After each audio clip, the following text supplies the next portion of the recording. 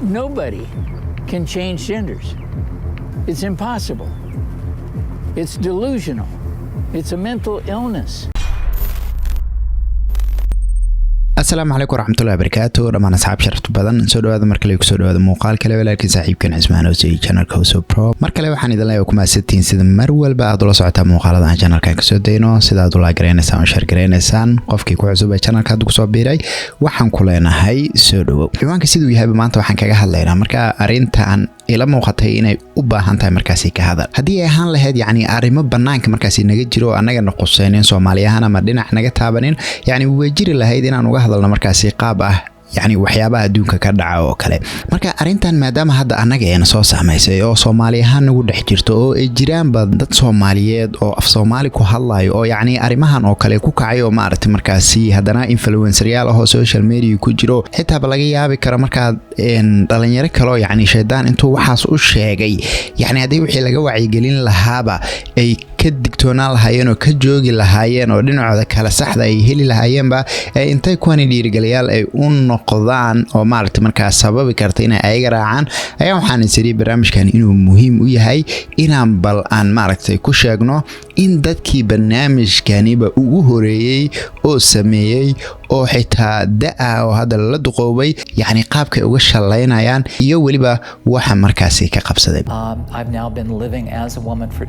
qofka marka ay ku bilaabanayso shalaytada ah macnaha yani oo hadda sidaan ma ka dhaba adiga ma soo laaban doontid miya oo wixii adiga aad rabtay ma aadan helin xageed u socotaa yani waxaasi markay ku bilaabanayso waxa la yiri waxay u dhaxaysaa marka xaaladii isku bedelay uu ahaado adiga muddo gaarayso 5 sano oo kale marka wixii laga bilaabo 5 sano ilaa 10 sano ayaa maaragtay qofka waxa uu dhaxkalayaa liiri xaaladda ugu badan ee shalaytada sidoo kale daraasaad la sameeyay ayaa waxa lagu sheegay markaasi in dadka ugu badan ee ku kaco falka isdilitaanka ama ficilka isdilitaanka oo qofka inuu isay isdilo nafta isdhaafiyo ciil hayay darteeda dadka yani ficiladan oo kala sameeyay oo jinsigooda markaasi bedelay barnaamijkan aan soo tusaaleysanayno waa documentary waxa sameeyay channelka la yiraahdo ama TV-ga la yiraahdo RT waxa markaasi uu koobaya taariikhda 3 shakhsi oo ma aragtay jinsigooda bedelay oo qaab kale iska dhigay walibana shalaytadii la nool oo dadna ka wacyi gelinayo a skinny little introverted kid waxaan kaga bilaabanaa hadda shakhsigan magaciisa waxa la yiraahdaa Billy wuxuu leeyahay waxaan ahaa wiil aad u dhuuban ama caata ah oo hadalkiisana ay adag tahay dadkii inay fahmaan haddana taas ay iga dhigi jirtay oo yiri markaa inaan kaliya aan gurigeena ku xirnaado ama aan ku ekaado dad aan la hadlin saaxiibo aan samaysanin jirkeyga waxa uu ii sheegayay macnaha sida aan u samaysanahay inaan ahay wiil laakiin maskaxdeedu waxay rabtay inaan noqdo gabar macnaha gabdhaha walaalahayga oo kale ayaa rabay inaan noqdo markii aan jiray ama aan ahaa galaaska 6 ayaa waxa jiray macallin oo yani xiisad nagu lahaa xiisadaas oo markaasi ahayd ciyaar macallinka waxa uu leeyahay marka waxa uu aad isugu day jiray inuu aniga ii soo dhawaado taas oo xitaa markii dambe keentayba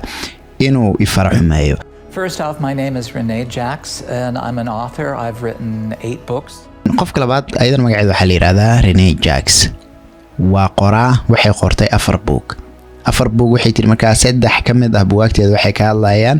arimahan iyo transgenderka marka waxay leedahay kulay anaga hadda waxay leedahay aan dhahnaa qaabka ay u egtahay markaan u fiirino waxay leedahay markaa Renee aniga waxaan ku dhashay wiil ahaan yani anigoo wiil ahaan dhashay aabbayga wuxuu ahaa tiri markaa alcoholist ama qamriyacab hooyadeedana waxay tiri maskaxaan ayay xanuunsaneed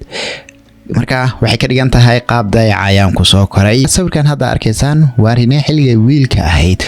oo ma aragtay ay la taagan tahay la sawiran tahay saaxiibadeeda marka waxay leedahay dhalinyarnimadeedana sidaas ay tahay aniga igama baxsaneen inaan aad u nacbahay oo aan aad u nacbaysan jiray xubinteeda taranka markii aan dharka iska saaro aan is arko yani waan nici jiray macnaha inaan qaabkaas aan u samaysanahay bal fiiri yani markii dambe waxay leedahay marka anigoo sidii u sii nacab xubinteeda taranka qaabkan u ekahay nacab ayaa waxaan soo degay dhahday magaalo kale oo ma aragtay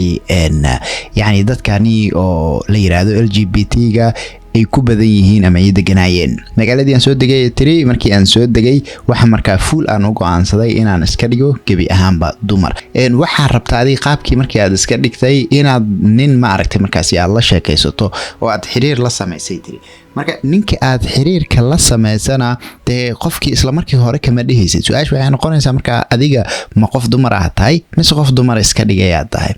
okay marka hore uma sheegaya tiri sida uu qofkii iga cararin markii uu ogaado inaan ahayn qof dumar sax ana dee yani mararka qaar waxaan ku dhamaan jiray in la igaraaco si xun la igaraaco. yani waxyaabaha waxay tiri qofka maskax ahaanta kaga soo bilaabanayaan waxba uu isku sheegayaa kadibna wixii ayuu iska dhaadhicinayaa. waxay tiri marka ugu horeysay fikirkayga wuxuu ahaa nafsadeeda waxa qanciyo oo waxaan isdhihi jiray haddii oo yani hormonaadka oo dumarka lagu siiyo waxa laga yaabaa adiga inaad qanacdo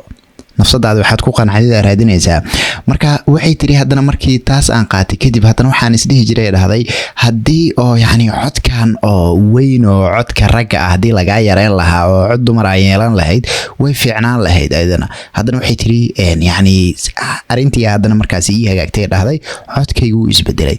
waxay leedahay marka haddana yani nafsadeeda waxay ii sii dirtay haddana ama qanaacadeeda ay ku sii xirnaatay haddii aan yani samaysan lahaa naaso yani dumarnimadeeda markaasi way kaamil mileed. haddana midii aan sameeyay dhahday haddana markaas kadib aan isdhahay ay tiri yani haddii wixii dhan soo wada samaysay kaliya markaasi malaha inta kaa dhiman waa in adiga aad iska jarto dee waxaan xubinta taranka ragga ah kadibna si aad u wada buuxsanto. haddana tiina markii aan sameeyay dhahday yani waa mid aan shalaytada aan ka taaganahay. marka waxay tiri marnaba adiga meel adigu ku qanciso ma tagaysid sababtoo ah markii horeba uma aadan samaysnin. Just implants.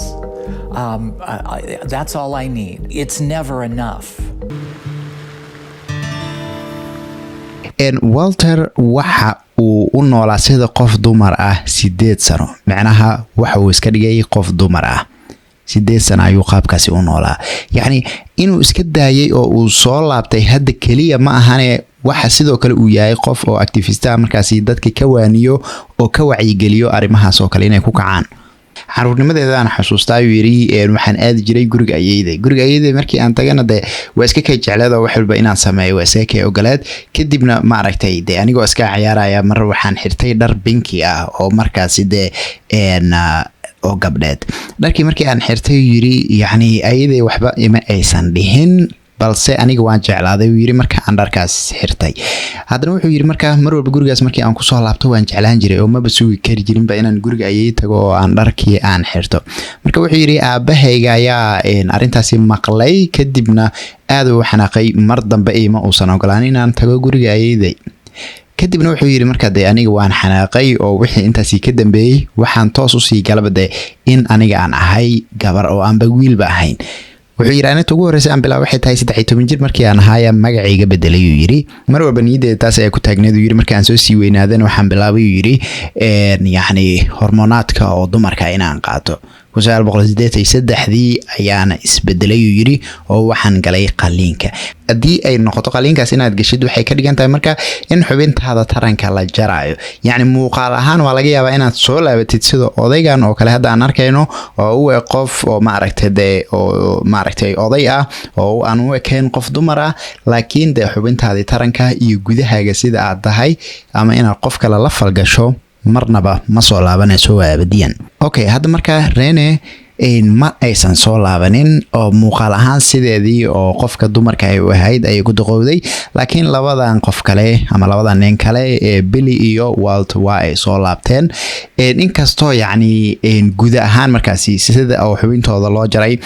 oo ma aragtay de wax plastic iyo waxyaabahaasi kala loogu ekeysiinayo mid kale loogu sameeyay waxaasi ma aragtay de wax oo abadiyan kale isbedelaya ma ahan balse ugu yaraan wax markaasi ay ka soo laabteen qaabkii ay ahaayeen. ugu yaraan waxay ka soo laabteen macnaha inay ku dhamaan lahaayeen isdil. balse Rene waxay leedahay yani aniga waligayga wixii aniga aan u soo ordayay maba aanan helinba. macnaha waxa la igu sameeyay kaliya waa wax aan xanuunka helay waa wax oo qof haba yaraatee uusan jeclaysan karin. wiilalna waa arkay dhahday gabdhana waa arkay oo aan saaxiibanahay oo yani intay iska soo bedeleen wiil iska dhigay gabar ama intay gabar iska bedeleen wiil iska dhigay. haddana waan arkay dhahday waxa yani loo sameynayay ama laga waday in ay yihiin wax plastic ah oo xitaa marka dambaba aad kusoo dhamaanaysid in yani adiga xanuun iyo de istil macnaha de gudahan hadii aad ka xanuunsanayso banaankan hadii aad ceeb la joogto wixii adiga aad rabin hadii aadan heli karin waxay tiri ma aragtay ma ahan markaasi meeshaasi meel loo cararo ama la aado waxay xitaa sidoo kale yani qofkan kulay hadda ayada ahaan ku tilmaameynaa Renee ay leedahay arintan oo kale waxay ka dhigan tahay ay leedahay macnaha adigoo lug ku jaban inaad dhakhtar u tagtay dhakhtarkii marka intuu ku kabi lahaa lugtaada oo uu ku dhihi lahaa waa la toosinaya inuu ku leeyahay macnaha okay hay lugtan kale laga sii jibinaya taas macnaha waxay ka wadaa adigoo yani maskaxdaada si ah oo kale marka dhakhtarkii u tagto oo aad rabto gabarnimo ama wiilnimo kale aad rabto halkii oo la rabay inuu wax kaaga sheego yani ganacsi ahaan oo isaga u fiirinaya wixii ayuu kugu sameeynaya ay tiri yani kadibna adiga de yani 10 sano ama 5 sano kadib waxay noqonaysaa shalayta dheer aad la noolaato wuxuu leeyahay qofkii sidaas rabo yani waa qof jiran oo maskaxda ka jiran okay yaraantaada lagu soo xumeeyo dhibaato lagu soo geysto wax kale lagu soo sameeyo aadan lahayn laakiin waxa leedahay in oo lagu hago oo ma aragtay de lagu nasteexeeyo oo qaab ahaantaada la soo celiyo sida aad ahayd laakiin ma lihid meesha adiga aad ka cararaysa ma ahan dhibaato kale in lagu sii gelsho marka arintan mowduucan waxaan soo qaatay markaasi waxay tahay in maadaama ay jiraan aan ku arkay dad oo social media ma aragtay markaasi ku jiraan oo yani qaababkan oo kale ah oo Soomaaliyeed af Soomaali ku hadlayo dadka qaarna xitaa laga yaabo waliba inay jiitaan ama meesha ay joogaan daranba ay geystaan marka waa wax marka la yiraahdo xaqiiqda dadkii ma aragtay de wax walba iska sameynayaba ay ka soo laabteen oo heerkaas ay ka taagan yihiin dhamaantiin waa maasantiin inta muuqaalkan aad daawataan insha Allah inta muuqaalkan aan kulmi doono waxaan idin kaga tagayaa nabad ahada